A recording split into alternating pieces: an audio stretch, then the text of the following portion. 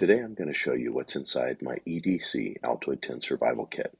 There are many like it, but this one is mine, and this one has survived countless adventures with me for about the last 10 years, as you can tell by the way it looks on the outside. Hopefully this will inspire you to make your own so that you're never caught without the basic essentials for survival. First, I have 2 rubber bands made from an old bicycle inner tube. They help keep my kit closed, but they can also be used as a fire extender. And if you've ever seen MacGyver, you know that a paperclip has about 1,000,001 uses. And if you find yourself on foot trying to reach help, a little piece of moleskin goes a long way in preventing hot spots from becoming blisters. Electrical tape can be used as a makeshift bandage or a fire extender, and I use it to hold a pair of razor blades and needles to the lid of my kit. Of the 2 different size sewing needles I carry, the smaller one would work great if I had to do emergency stitches to close up a wound, and the larger needle would serve to repair gear or clothing if I had a tear or needed to make a strap. The razor blades provide a clean, sharp edge for finer tasks or preparing food like wild game or fish, and Bacitrine helps prevent bacterial infections from injuries. A Vaseline-coated cotton ball works great for fire starting, chapped lips, or those cracked fingers you get when your hands are cold and dry. And these 5 waterproof matches and electrical tape will help me get a fire started when I need one. When you've got to get warm, you've got to have fire.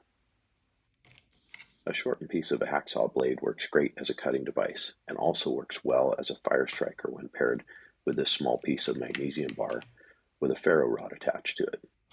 Making fire is one of the most difficult things to do if you don't have the tools to do it, so redundancy is key in fire starting.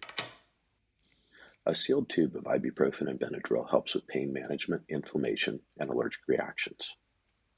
Next up is a mini Bic lighter. It's small, effective at lighting fires over and over again, and would be my primary fire starter. Like the paperclip, a heavy-duty nail can serve a multitude of purposes, from hanging your gear to a makeshift tool for getting food. And the birthday candle, well, that's another fire extender. Recently, I saw Woodsbound Outdoors show that he carries a trick candle in his tin because it doesn't blow out. That's an upgrade I'll be making to my kit. Next up is an old-school multi-tool. It's got a knife blade, a bottle opener, a file, and a screwdriver. With limited space, it serves many purposes. This small flashlight fits perfectly in my kit, and I've got it wrapped with heavy-duty spider wire fishing line that can serve for those emergency stitches, repairing gear, or just regular fishing line. It's heavy-duty, it doesn't break easily, and it'll last a long time. It'll even work as cordage for making a shelter or tools. Great thing to add to your kit. Next up is a Steri-Strip for wound closure. Normally I also have Band-Aids in here, but I think I've used those out of my kit. It's time to replenish those. And a multi-purpose spool of waxed dental floss is a whole lot of cordage in a compact space. I've even got some fishing weights taped to the inside of the hole.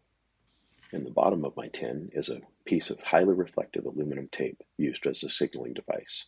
And then here on the end, I've got some fishing hooks taped to the inside edge. And as you turn the tin, you can see I've got my fire striker for my matches. And then as you go to the other side, I've got a couple more fishing hooks taped right there. Let me know in the comments what you carry, or if I should change anything out for something better.